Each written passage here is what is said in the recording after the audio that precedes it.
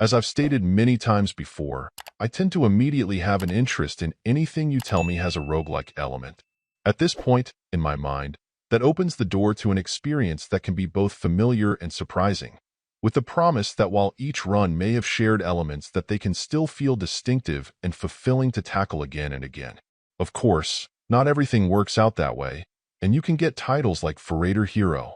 Nailing down its genre precisely may be a bit tricky, as it's obviously driven by strategy and happens to be turn-based, but its style is one I can't say I've run into before.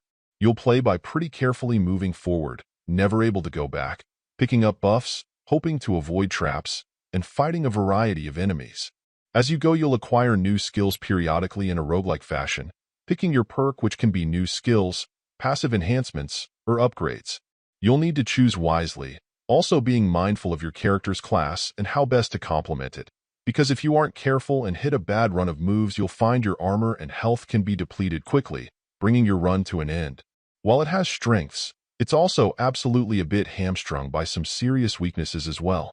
The first is that the game did a pretty awful job of clearly explaining the rules for movement, and it took me a while to simply understand them through brute force. Up and down movement is only earned by moving forward, so you'll need to learn to plan accordingly, using your view of what's coming to position yourself to avoid nasty situations, particularly traps or enemies that will hit you with status effects that can cripple your run. Another issue I had in a number of cases was that it was both a challenge to read and properly understand what some of my abilities did, or how best to try to make use of them. They worked well enough to help me knock out enemies before having to wait through their cooldowns, but whether I was using them to their best potential or not, I couldn't always tell. The most critical issue I had, though, is that once I locked on to understanding what was going on, my run just kept going and going and going and going. I kept thinking as I reached the end of every subsection that I may have finally gotten to a boss that would end the run, or at least change everything up on a new stage with new challenges, but it wasn't to be.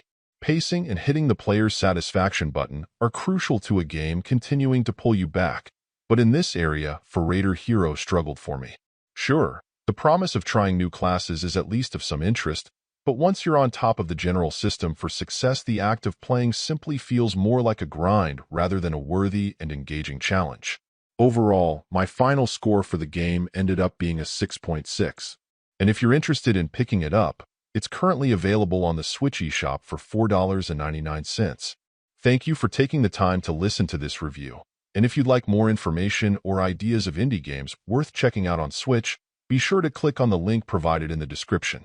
Until next time.